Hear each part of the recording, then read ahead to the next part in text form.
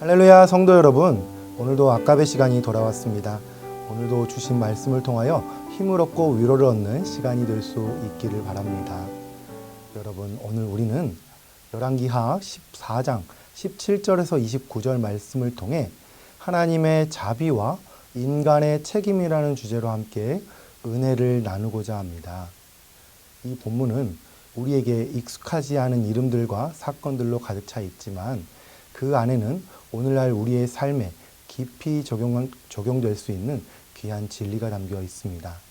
먼저 오늘 본문의 배경을 먼저 살펴보도록 하겠습니다.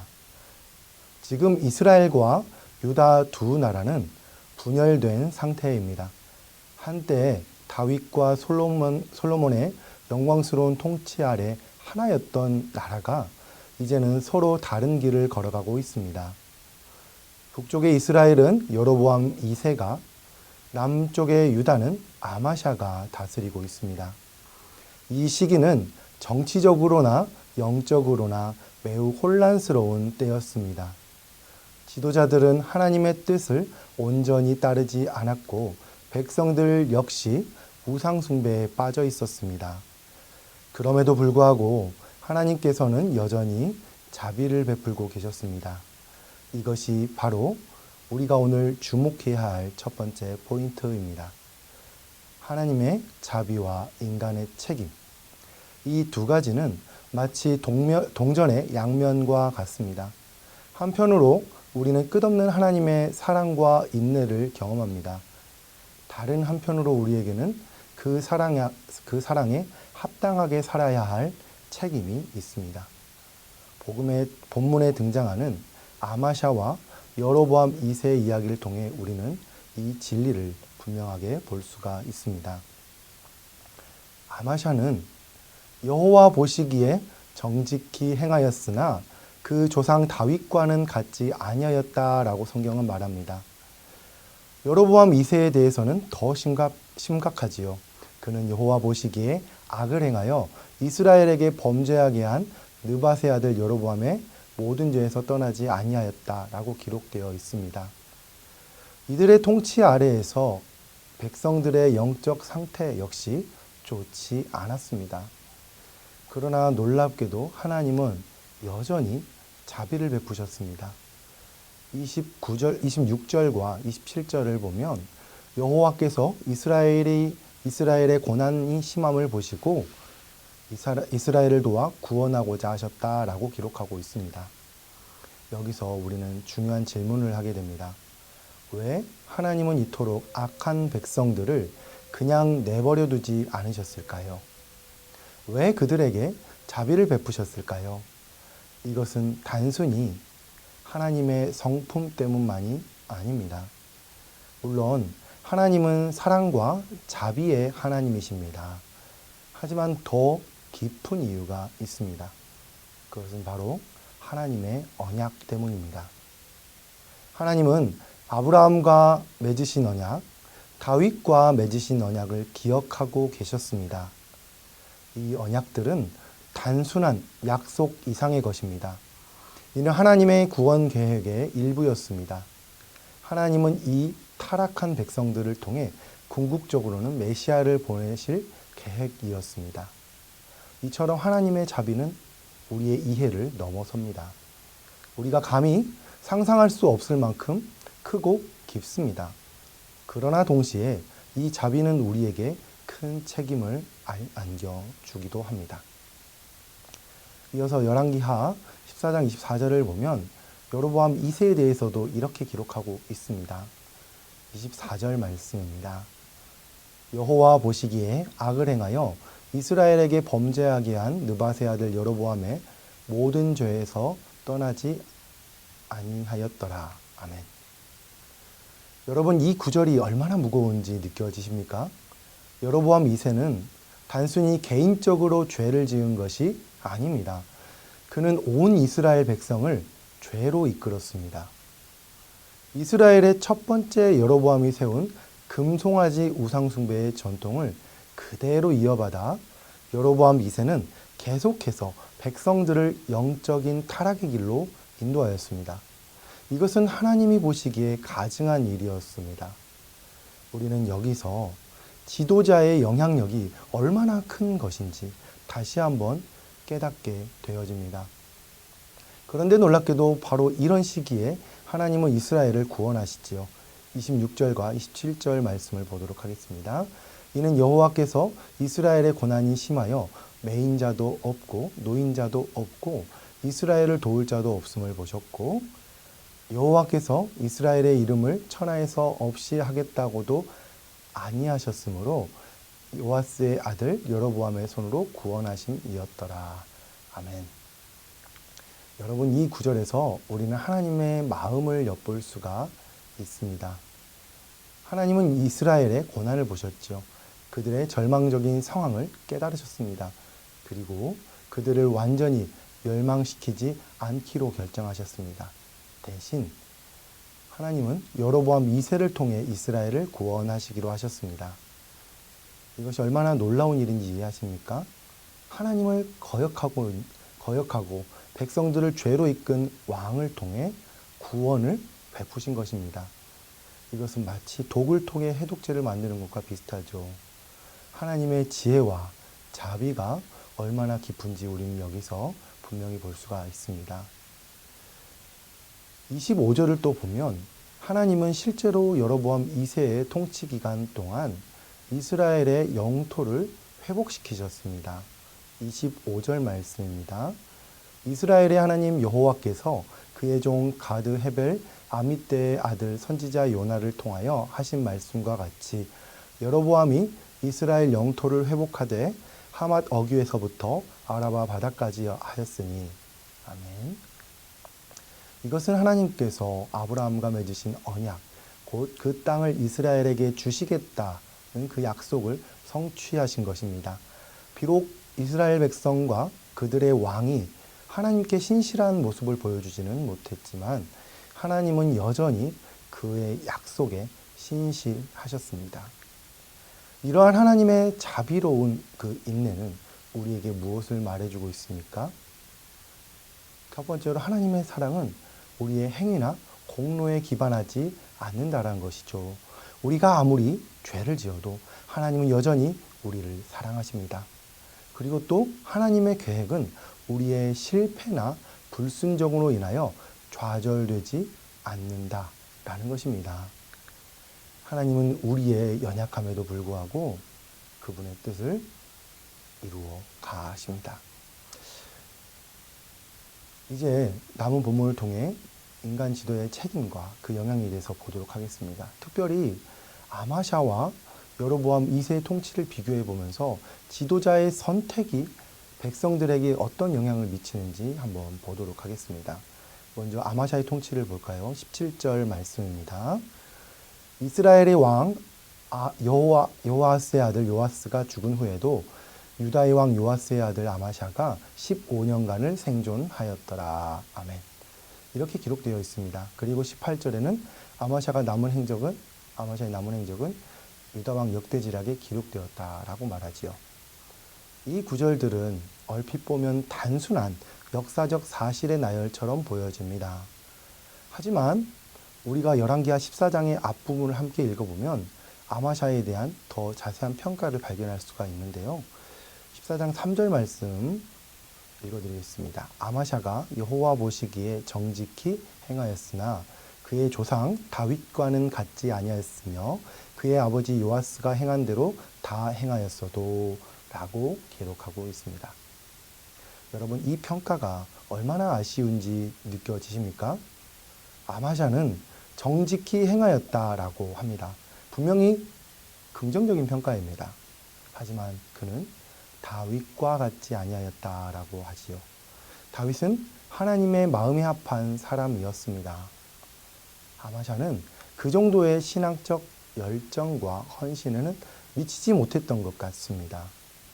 그럼 이어서 여로보암 2세의 통치를 한번 보도록 하겠습니다. 24절 말씀에 기록되어 있죠. 24절 말씀 함께 보도록 하겠습니다. 여호와 보시기에 악을 행하여 이스라엘에게 범죄하게 한 느밧의 아들 여로보암의 모든 죄에서 떠나지 아니하였더라. 아멘. 이렇게 기록하고 있습니다.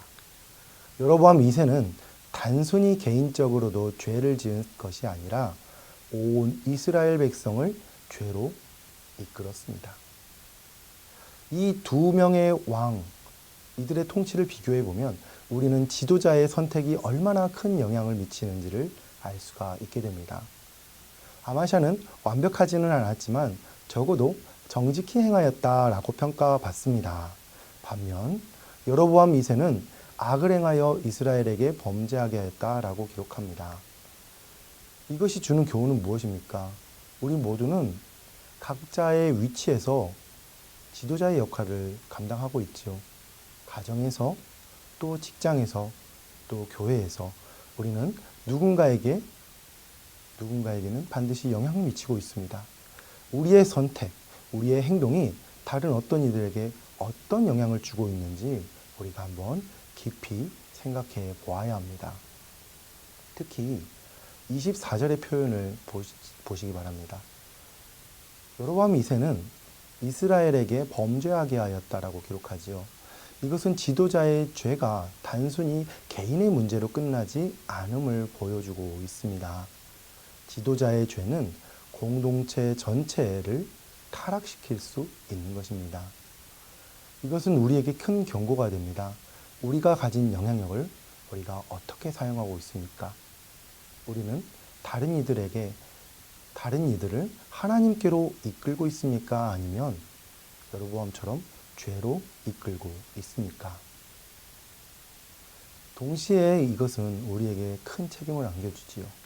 우리는 각자의 자리에서 다윗과 같은 좋은 지도자가 되어야 합니다. 하나님의 마음에 합한 사람이 되어야 합니다.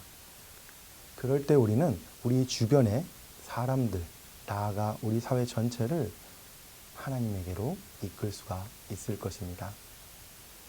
이어서 25절 말씀 보면 이런 말씀이 있지요. 이스라엘의 하나님 여호와께서 그의 종 가드 헤벨 아mit대의 아들 선지자 요나를 통하여 하신 말씀과 같이 여로보암이 이스라엘 영토를 회복하되 하맛 어귀에서부터 아라바 바다까지 하였으니.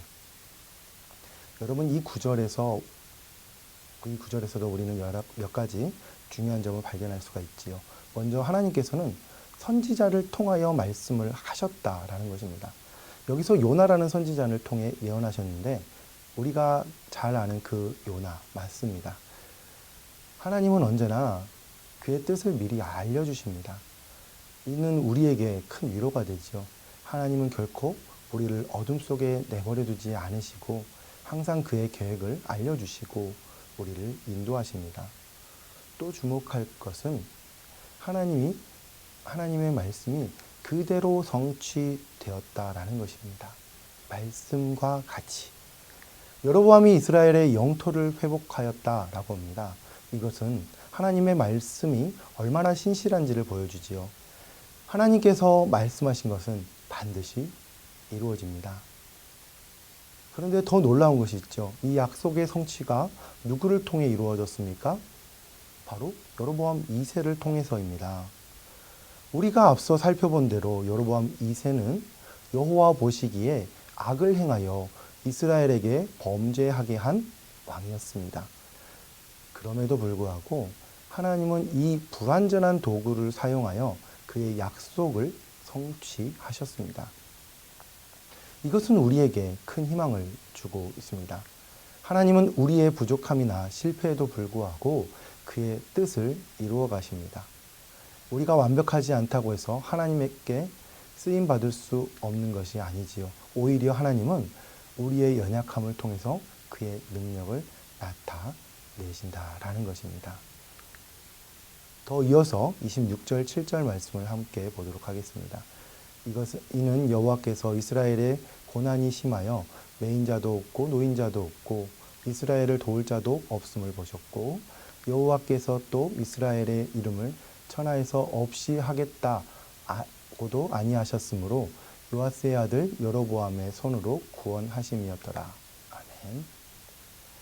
이 구절들은 하나님의 구원 계획이 어떻게 진행되고 있는지를 보여주고 있지요. 하나님은 이스라엘의 고난을 보셨습니다. 그들의 절망적인 상황을 깨달으셨습니다. 그리고 그들을 구원하시기로 결정하셨습니다. 이것이 바로 우리 하나님의 모습이지요. 우리가 고난 중에 있을 때, 우리를 도울 자가 아무도 없을 때 하나님은 우리를 보고 계십니다. 그리고 반드시 우리에게 구원의 손길을 내밀어 주십니다. 더욱 놀라운 것은 하나님께서 이스라엘을 없이 하겠다고 하지 않으셨다는 점이죠. 이것은 하나님의 언약에 대한 신실하심을 보여줍니다. 비록 이스라엘이 죄악 가운데 있었지만 하나님은 그들과 맺은 언약을 기억하셨습니다. 아브라함과 맺은 언약, 다윗과 맺은 언약을 끝까지 지키신 것입니다. 이것은 우리에게도 적용이 되지요. 하나님께서 우리와 맺으신 새 언약, 예수 그리스도의 피로 세우신 그 언약을 하나님께서 결코 저버리지 않으십니다. 우리가 실패하고 넘어졌을지라도 하나님은 끝까지 우리를 사랑하고 구원하십니다. 사랑하는 성도 여러분, 오늘 우리는 열왕기하 말씀을 통해 하나님의 자비와 인간의 책임이라는 주제로 말씀을 나누었습니다. 이제 우리는 이 말씀을 우리의 삶에 어떻게 적용할 것인지 함께 보고자 합니다. 먼저 우리는 하나님의 자비와 인간의 책임 사이의 균형을 찾아야 할 것입니다. 하나님은 무한한 자비를 베푸시는 분입니다. 우리가 본 것처럼 하나님은 이스라엘이 죄악 가운데 있을 때에도 그들을 버리지 않으셨습니다. 오히려 그들을 구원하셨고 약속을 성취하셨습니다. 이와 같이 하나님은 오늘도 우리에게 끊임없는 자비를 베푸십니다.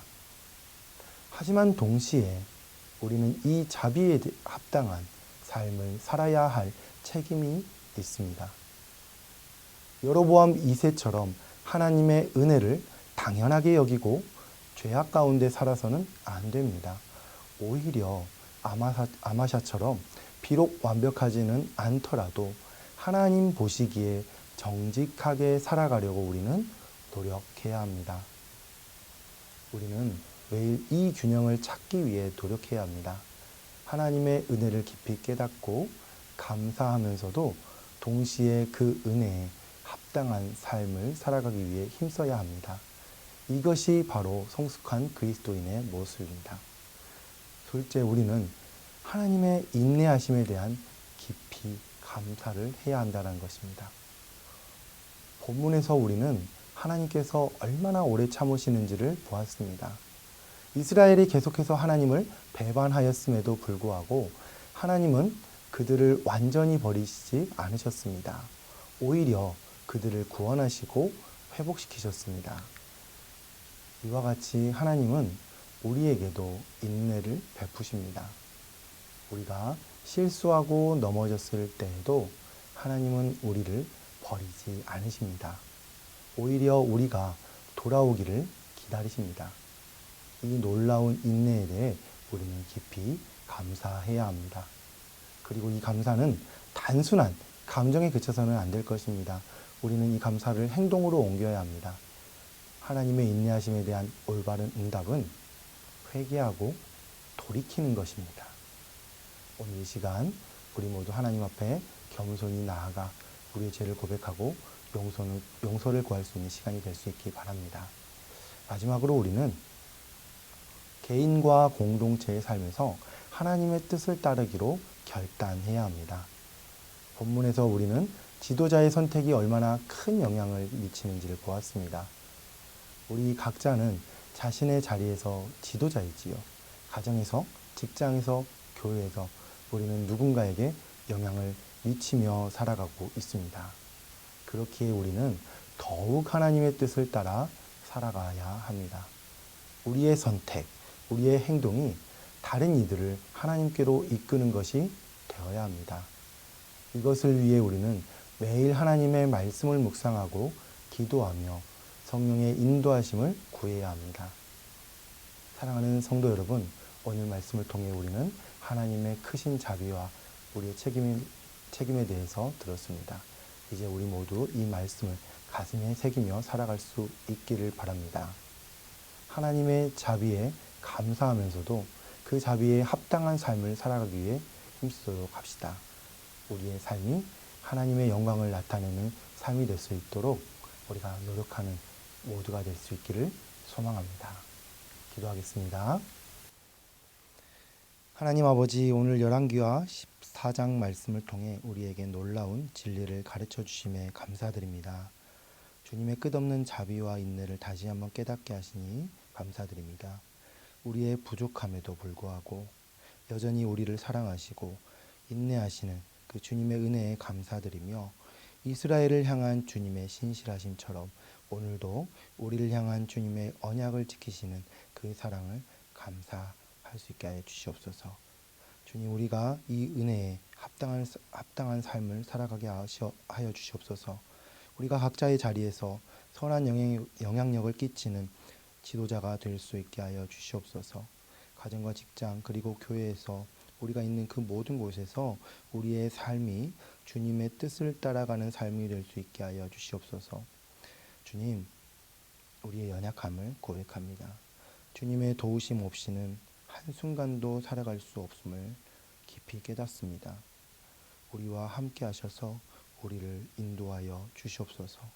매 순간 주님의 뜻을 분별하여 그 뜻을 따라 살아가는 우리의 지혜를 허락하여 주시옵소서. 우리의 삶을 통하여 주님의 영광이 나타날 수 있도록 하여 주시옵소서. 우리를 통해 많은 사람들이 하나님의 사랑을 경험하게 하시고 구원에 이를 수 있도록 주님 우리를 사용하여 주시옵소서. 예수님의 이름으로 기도드렸습니다. 아멘. 오늘도 말씀으로 힘차게 살아가는 성도님들 다 되시기를 바랍니다.